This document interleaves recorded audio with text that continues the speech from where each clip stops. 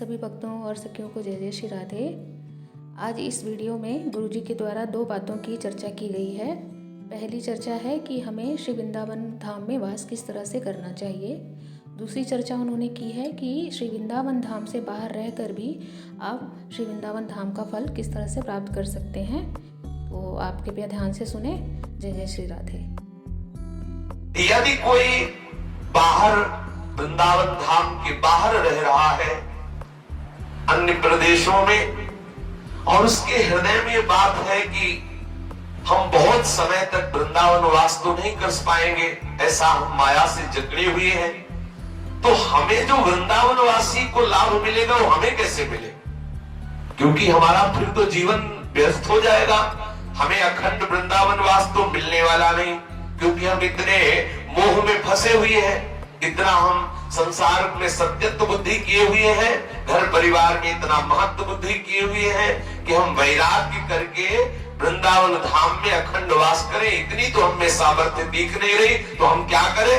बोले ददत किंचित वृंदावन तनुभृते। जो वृंदावन में शरीरधारी है, जो भी जीव है, यदि वृंदावन में उनकी थोड़ी सी भी सेवा आप करने को पा जाए, आहा, तो सर्व भगवत विभूतेर भागीसो भवति जगताम तद्भृति परः।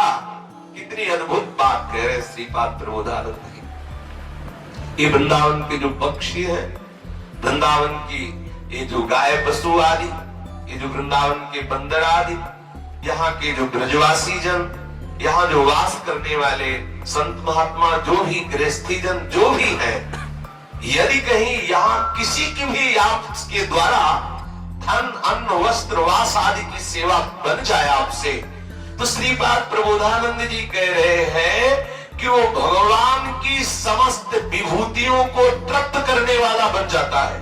इतनी उसमें सामर्थ्य आ जाती है, वो ऐसा महामहिमामय वाला बन जाता है कि जैसे गीता में विभूतियों का वर्णन किया ना, उन विभूतियों को भी आनंद प्रदान करने वाली विभूति वो स्वयं बन जाता है। ऐसा वो महाविभूति स्वरूप हो जाता है जो वृंदावन वासियों की सेवा करता है। यद्यपि वो वृंदावन वास नहीं कर पा रहा, अखंड वृंदावन वास नहीं कर पा रहा, पर वृंदावन के पक्षियों को, वृंदावन के पशुओं को, वृंदावन के बंदरों को, वृंदावन के जो ब्रजवासी जन है, जो गृहस्थी जन आके रहे, मानो ऐसे गृहस्थी जन है कि भगवत चर्चा सुनकर भगवत प्रेम के लिए लालायित होकर श्रीधाम वृंदावन वास कर रहे हैं, और उनके पास सम्यक व्यवस्थाएं नहीं है। आपको भगवान ने यदि धन दिया है और आप ये लाभ लेना चाहते हैं वृंदावन वास का, तो चाहे वो गृहस्थ हो चाहे विरक्त, इस भूमि में वास करने वाले के लिए ये मर्यादा नहीं कि विरक्ति की ही सेवा करनी चाहिए। यहाँ वनवासी है सब, कोई भी हो, स्त्री हो, पुरुष हो, गृहस्थ हो, विरक्त हो, वो सब वनवासी है। इस वन में वास करने वाले हर वनवासी की सेवा का फल एक ही होगा, चाहे वो गृहस्थी की सेवा करे, चाहे वो बंदर की सेवा करे, चाहे वो विरक्ति की सेवा करे, चाहे गाय की सेवा करे, चाहे किसी की भी, वो वृंदावन वासी है। इस बात की बात यहाँ है। कोई भी हो, अगर उसको आवश्यकता है और आपको भगवान ने दिया है धन आदि, अन्न आदि, वस्त्र आदि, ऐसी सामर्थ्य दी है, और आप परम लाभ प्राप्त करना चाहते हैं, तो मोह और लोभ का त्याग करके वृंदावन वासियों के वास की व्यवस्था, भोजन की व्यवस्था, वस्त्र की व्यवस्था, उनको प्यार दो, उनके प्रति अपनापन करो, उनकी सेवा करो, तो जितनी भी विभूतियां भगवान की है वो सब आपसे तृप्त हो जाएंगी और आप महाविभूति स्वरूप हो जाएंगे। महाविभूति स्वरूप अर्थात बिना वृंदावन वास किए भी वृंदावन वास का फल आपको प्राप्त हो जाएगा। कितनी सहज बात है? कांच के बदले में मणि मिल रही है, कांच के बदले में। कहां सांसारिक तुच्छ धन, कहां सांसारिक अन्न वस्त्र आदि, और कहां प्रियालाल का कृपा प्रसाद, केवल ब्रजवासियों की सेवा से। जैसे माँ को प्रसन्न करना हो तो उसके बेटे को दुलार करने लगो, कुछ उसको खिला पिला दो, तो माँ अपने आप बोलने लगे। ऐसे माँ से बात करने की तुम्हारी सामर्थ्य नहीं होगी, लेकिन जब आप उसका बेटा जा रहा हो, दौड़ के उसको टापी दो, दुलार करो और कुछ भी देने लगो, तो माँ अपने आप बात कर लेगी। आप भाई ऐसा क्यों कर रहे हो, दो बच्चा, वो अपने आप आपसे प्रेम भरी बात करने लगे। ऐसे ही हमारे प्रियालाल के लाडले हैं वृंदावनवासी, चाहे वो बंदर हो, चाहे वो पशु पक्षी हो, चाहे वो गृहस्थी हो, चाहे वो विरक्ति हो, चाहे ब्रजवासी हो, चाहे बाहर का वासी हो, जो यहाँ इस भूमि पर वास कर रहे वो हमारी लाडली के लाडले हैं। प्यारी जी ने कृपा की तब आके वास कर रहे। इन वृंदावन वासियों की कोई भी शरीर से सेवा, अन्न से सेवा, वस्त्र से सेवा, धन से सेवा, वास की सेवा यदि ऐसा करता है तो हमारे लाडली लाल उस पर कृपालु होते हैं और जो वृंदावन वास का फल है वही फल उसको प्राप्त होता है। ये देखो कितनी बढ़िया बात श्रीपाद प्रबोधानंद जी महाराज ने की। बलराम पूनिया जी, महाराज जी के चरणों में वंदन। महाराज जी, वृंदावन में राधा कृष्ण युगल का साक्षात्कार करने के लिए क्या भाव लेकर वृंदावन आना चाहिए? वृंदावन में प्यारे जू के मिलने के लिए आए हैं तो ये मान लें कि हम प्यारे जू के घर में आए हैं और प्यारे जू कृपा से मिलते हैं, इसलिए किसी भी तरह का कोई अभिमान न हो। अपने को बहुत तृण से नीच समझकर वृंदावन की रज का सेवन करते हुए, रसिकों का संग करते हुए, निरंतर युगल नाम का स्मरण करते हुए आर्त भाव से पुकारते रहे हैं कि यहाँ की लताओं को हृदय से लगाइए, यहाँ के रसिकों के समीप बैठ कर के प्रिया प्रीतम की प्रेम रंग भरी बात सुनिए, तो प्यारे जो रीझ जाएंगे और वो आपको मिल जाएंगे।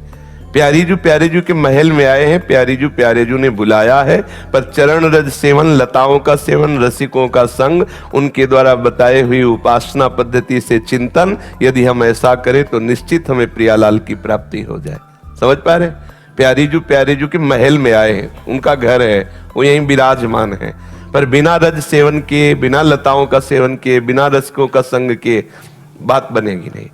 हाँ, श्री बिहारिन देव जी ने कहा है, प्रेम पदार्थ अति दूर है बिन से रज रूप। बिना वृंदावन की लताओं का सेवन किए, बिना वृंदावन की रज का सेवन किए, बिना रसिकों का संग किए प्रेम देवता नहीं मिलने वाला। और प्रेम देवता मिले बिना सिद्धि होए न कारज। जब तक हृदय में प्रेम नहीं आएगा तब तक प्रियालाल का साक्षात्कार वृंदावन में रहते हुए भी नहीं हो सकता। इसलिए जिससे प्रेम प्रकट होता है वो करे। पहली बात कि हम अभिमान रहित होकर, दूसरी बात वृंदावन बस के इतनो बड़ो सयान, जुगल चरण के भजन बिन निमिष न दीजे जान।